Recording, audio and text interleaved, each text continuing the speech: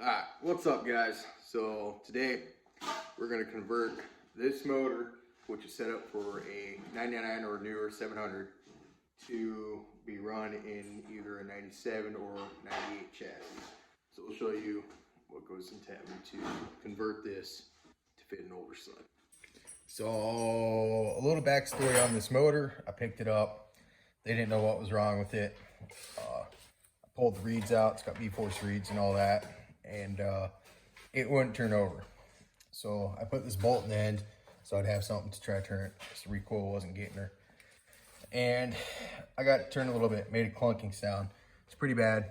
So this bolt in here that holds the stator in place is broken, and it was wedged up in the magneto. Boom, there's the issue.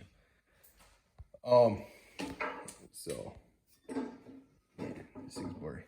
First thing we're gonna do is pull this coolant hose, and I already pulled the magneto, so I'm not gonna show you guys that, but this stator is gonna come off. We're gonna remove this whole coolant pump housing. All right, to get the stator removed, normally you would have 3 of these securing it to the coolant pump housing. However, with the one broken, I only had to remove 2. After that, you pretty much just slide all this up through the hole here.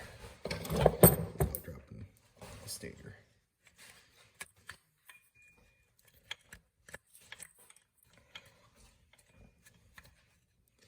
Go on now.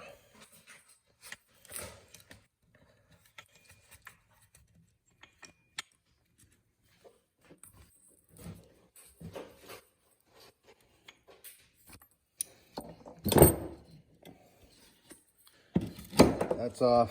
Next thing I'm gonna do is I'm gonna remove these 4 bolts. Okay, once you got those 4 bolts removed, you're gonna want to loosen this clamp right here. I also removed the hose from the head up here. This takes a little persuasion to get off, because not only is this hose gonna have some resistance, it's also silicone down here to the case to create an airtight leak, because your crank seal is not actually on the cases themselves. They are in this pump housing. As you guys can see, once you have the coolant pump housing removed, it is a machine surface, and you can see the residual of the silicone. There's no seal, straight to the crank bearing. Now that it's all removed, I can easily remove this broken bolt. This little bolt stuck the whole motor. They thought it was garbage and gave it to me. So that is a super sweet deal. All right, so moving on now. All right, we are digging through some parts. This is all 700 stuff. Heads, oh, there it is right there. Yeah, bunch of pistons, big bore kits, heads, bunch of recoils, cranks, cases, clutches, pistons, bunch of pipes and stuff. Yeah, the parts, it just never ever ends. Parts for days. However, this is what I'm after right here. Okay, although these look very, very similar, they are different. A couple things to notice. This is an early one. This is actually off of 97. It's got a thin, narrow pulley here, rather than big old fatty like this one has. And secondly, this has 4 areas for coolant hoses. So see, that has that there, where this does not. I mean, theoretically, you almost could just replace this right here, except for that. The newer style does not have the hose that enters the bottom. So if you think you're gonna get away and just quickly change this cover so that setup's different, won't happen. Now that we've cleaned up both the mating surfaces as well as I can, I'm gonna go ahead and throw a little bit of silicone on here, push it against the case, snug up some bolts, and on to the next part. Now you don't have to go ham, just a nice thin even coat all the way around. Now that that's bolted on, got the hose hooked up, next thing I need to address is this coolant bypass port going to the head. So what I'm gonna do is we're gonna go ahead and remove this. All right, so we got that removed. I cleaned it up as good as I could with the razor blades, made sure there's no excessive RTV or sealant just chilling up there. Now you can go find a plug that fits that, but my choice or way of doing this, I grab another temp sensor. This is the exact same thread and everything. It threads right in, and then if you ever suspect your temp sensor up here is bad, you have a backup right there that you can plug right into your harness.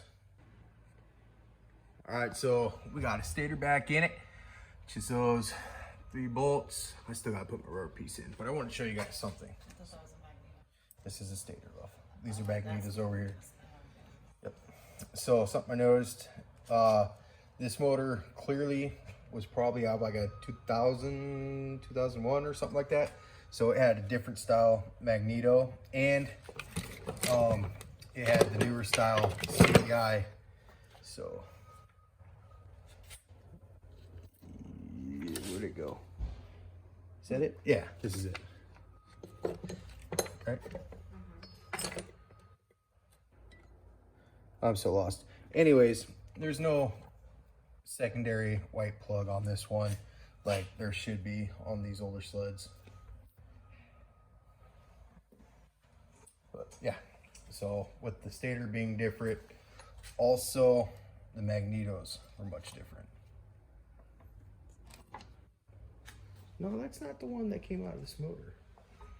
Yeah, that looks exactly the same. That's not the one that came out of this motor. I lost it. I don't know where I put it. Oh, there it is. This is the newer one. I was like, that ain't right. I got so many of these things laying around. This is the one that came out of the motor. And it's got the newer plugs. That's why I was thrown off. I was like, is this it? Like, this is the same style. But this is the newer style, and it doesn't have the secondary white plug there. So I swapped that out, and in doing so, I have to run the older style magneto, which really I wanted to replace this anyways, because ignore the trash in here. But that right there where my thumb is, that's where the bolt for the stator got wedged in and broke one of the magnets. So I'm gonna go ahead, throw this magneto in. So one last thing I need to address as far as converting a 99 or newer 700 to a 97 or 98 style is the carb boots. 99 and newer, you have oil lines going directly to your carb boots, or where your reed cages would be. This, I don't run it like this, especially if it's going directly in a 97 or 98 chassis, because rather than oil going directly here, it goes to your fuel pump instead. So what I do is, you can continue to use these. You do not have to buy new ones. Simply remove this bolt. They run all the way through. So remove it, put a tiny little bolt in there with a little RTV, run that in, you're home free. Next thing we're doing, throwing some V-Force reeds right into this motor. All right, V-Force reeds are in, along with the boost bottle, carb boots, all that. Last but not least, let's throw this here recoil on. There you have it. She's all set up, ready to go. Oil system's changed over, assuming you have the correct oil pump. If you have the chassis, I just assume you do. Might have to swap out a couple hoses, because you should have one extra hose coming off a newer oil pump than you would an older one. It's all tight. All electronics are done. Got the rubber piece in. Recoil's on there. Turns over nice and smooth. Hell yeah. This thing is ready to go in a sled. Speaking of sled, got this old 97 RMK 700 sitting here. I think we're gonna set this thing up. I don't know if I'll sell it. I don't know if I'll keep it. Maybe water skip it. Try to make some money off it. I have no idea.